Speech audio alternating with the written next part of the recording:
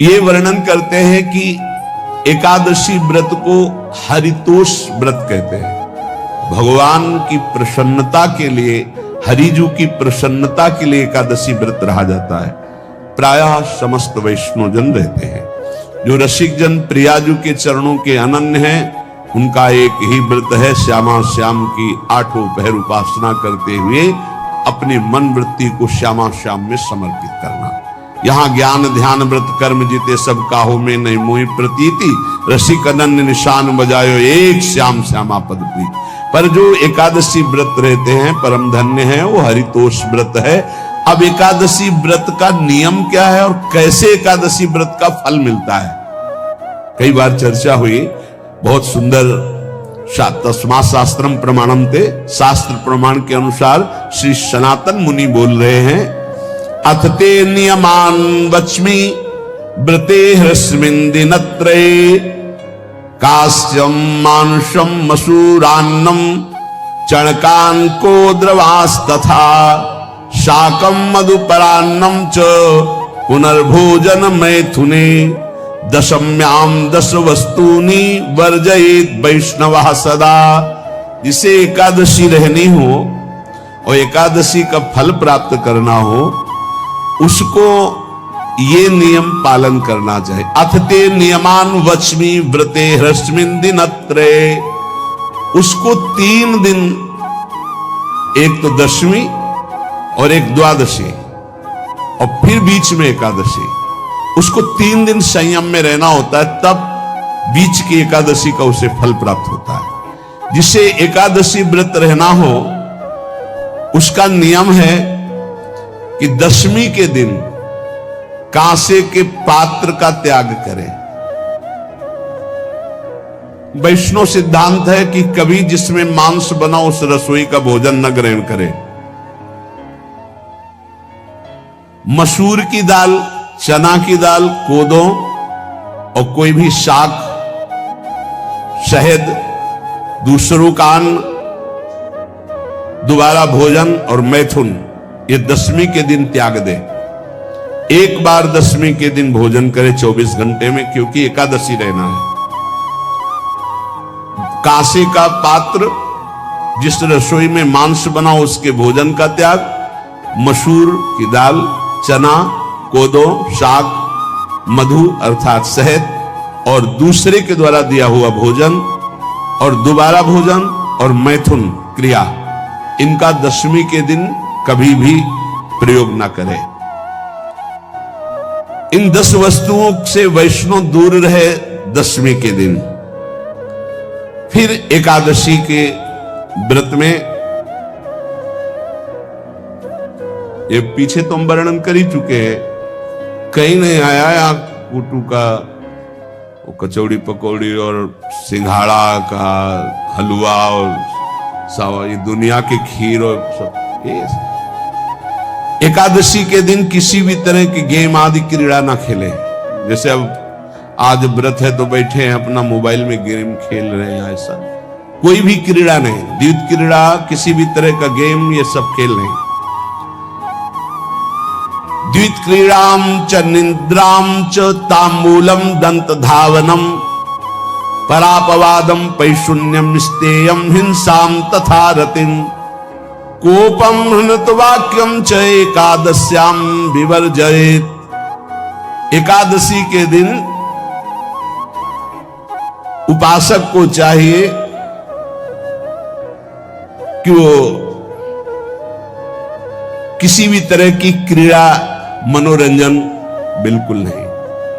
चनिद्राम, नींद नहीं लेनी इसको, न दिन में न रात में, एकादशी व्रत। और प्रायः पुराने महापुरुषों ने ऐसा किया है।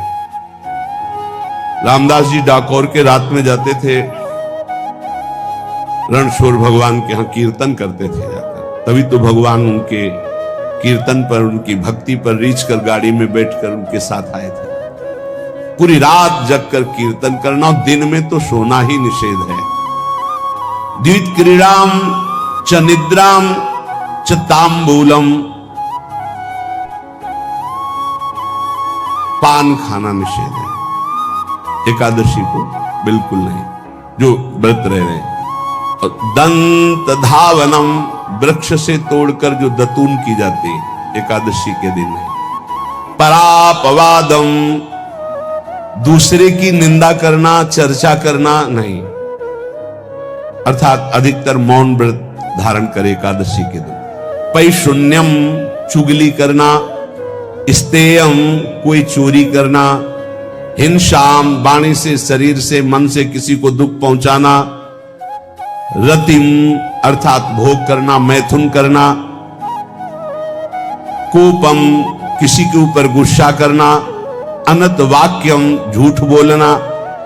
एकादश्याम विवर्जयेत, एकादशी के दिन ये नहीं करना चाहिए। एकादशी को एक बार कुछ फलाहार शुद्ध, अगर आपके पास कोई व्यवस्था नहीं तो थोड़ा दूध है, जल है, ऐसे आप लेकर, या थोड़ा सा फल ले लें, थोड़ा सा फल लेकर के प्राण पोषण, एक दिन में मर नहीं जाओगे। कितने तो निर्जला एकादशी रहते हैं, हर एकादशी निर्जला। पूज्य श्री मथुरा दास जी निर्जला ही रहते थे हर एकादशी। चलो भैया आपकी सामर्थ्य नहीं तो जल 2-4 बार ले लो, एक बार थोड़ा सा दूध और फल ले लो, चल जाएगा काम, प्राणों का पोषण हो जाएगा। ये आचरण न करे और एक बार कुछ आहार ले ले, वो भी शुद्ध भगवद अर्पित प्रसाद। फिर द्वादशी को काश्यम, मांसम, सुराम, छौद्रम, तैलम, वितथ भाषणम, व्यायामम च प्रवासम च पुनर्भोजन मैथुने, अस्पृश्य स्पर्श मासूरे द्वादश्याम द्वादश त्यजेत। कांस के पात्र में द्वादशी को भी भोजन न पावे। जिस रसोई में मांस बनाओ उसमें आहार न ले।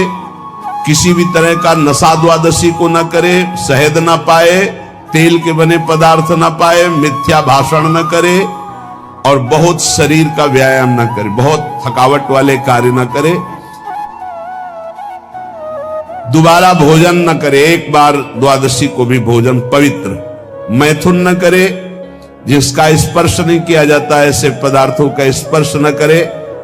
और मसूर की दाल न खाए। द्वादशी को जो इन नियमों का पालन करता है, दशमी द्वादशी ऐसे और एकादशी ऐसे, तब उसे एकादशी व्रत का फल प्राप्त होता है। जो इस पद्धति से एकादशी, ये जो मनमानी है सब नहीं, हर पदार्थ मिल जाएगा आपको फलाहार में। हर पदार्थ हमको बताया गया कि आपको जो चाहो सब पदार्थ फलाहार का। अरे भाई, हरितोष व्रत है तो हरि प्रसन्नता के लिए एक दिन भूखे रहने बहुत आनंद आता है। पहले भगवत कृपा से ऐसी गंगा जल पी करके कुछ दिन, फिर कभी कभी निर्जला एकादशी का भी आनंद। बड़े संन्यास मार्ग में थे तो बड़े संयम से सब शास्त्रीय पद्धतियों का निर्वाह होता था। उपासक को चाहिए कि इन नियमों से व्रत का अनुष्ठान करे, मनमानी आचरण न करे। सबसे प्रार्थना जो एकादशी रहते हो, हरितोष व्रत इसे कहते हैं, भगवान की प्रसन्नता के लिए रहा जाता है, रहना चाहिए। जो अपने आचार्य परंपरा में हैं जैसे, जिनका सिद्धांत है, पर रहने का सिद्धांत ये श्री सनत कुमार जी वर्णन, श्री सनक जी महाराज, ये सनत कुमार जी वर्णन की। सनक जी महाराज कह रहे हैं, यदि भगवान का आश्रय नहीं, सत्संग नहीं है, तो इन 4 में से एक हो तो नाश कर देता, फिर चारों हो तो सर्वनाश हो जाता है। यौवनम धन संपत्ति प्रभुत्व विवेकता एकैपमप्यनर्थाय किमु यत्र चतुष्टयम। यदि सत्संग नहीं है, यदि भगवद आश्रय नहीं है, खूब धन हो, जवान अवस्था हो, बढ़िया पद मिला हो, प्रभुत्व चलता हो और अज्ञान हो, फिर क्या कह रहा है?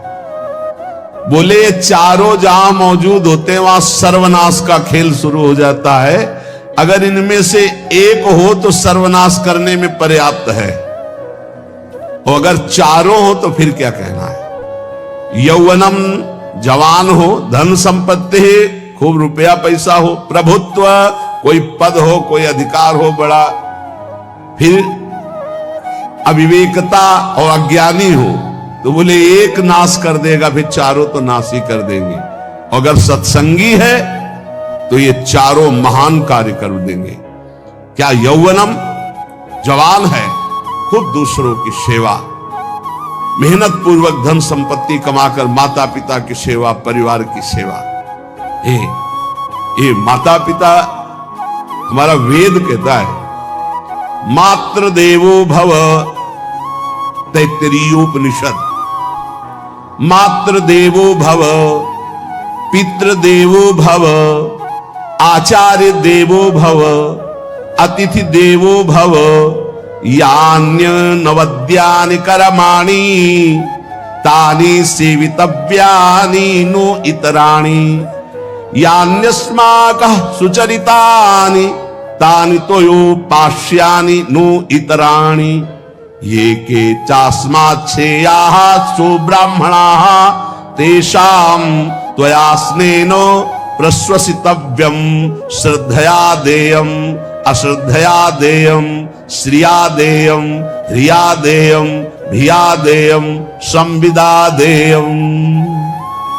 वेद कहता है मातृदेवो भव, माता साक्षात हमारी भगवान है। देव हरि को कहते, केशव देव जैसे कहा, हरि को कहते, गोविंद देव, मातृ देव, माता भगवान है। हे धिक्कार है उन पुत्रों को जो अपने माता के द्वारा पोषित किए हुए शरीर से हाथ उठाते हैं अपने माता पिता के ऊपर। नरक में तुम्हारी जो दुर्दशा होगी भोगोगे। एक हमको दिखाया गया दृश्य कि अपनी माता की कोख में लात मारता है, थप्पड़ मारता है, पिता बैठा है उसको लात मारता है, थप्पड़ मारता है, बाल घसीट कर गेट तक माता को ले जाता है। अब इनकी जो दुर्दशा होगी ये बोल नहीं पाएंगे, बता नहीं पाएंगे। ऐसी जगह मारा जाता है कि बस तलक्षते रहो, कुछ कह नहीं सकते, घोर नरकों की प्राप्ति होती। वेद कहता, तैत्तिरीयोपनिषद, मातृ देवो भव, ध्यान से सुन लो, सत्संग है, ये माता साक्षात भगवान है। अगर तुमने मारा वाह भर करके इसके आंसू गिरे, जितने आंसुओं की बूंद से भूमि के कण भींजेंगे उतने कल्प तक नरक भोगोगे। ध्यान रखना, तुम्हारा कभी यश, कभी कीर्ति, कभी श्री, कभी हिरी, ये कभी तुम्हारे उदय नहीं हो सकती। तुम्हारा सर्वनाश हो जाएगा अगर मां पे हाथ उठाया। पितृदेवो भव, पिता साक्षात भगवान है। देखो भगवान अवतरित हुए तो प्रात काल उठी कै रघुनाथा, मातु पिता गुरु नावहि माथा। आचार्य देवो भव, माता साक्षात भगवान है, पिता साक्षात भगवान है, आचार्य गुरुदेव साक्षात भगवान है। जो अपनी माता को, अपने पिता को दुख देता है, अपने गुरुदेव की अवहेलना करता है, उसका कभी मंगल हो सकता है? वो कभी सुख प्राप्त कर सकता है? वेद कहता है जो निर्दोष कर्म करते हुए धन कमाकर, कैसा कर्म?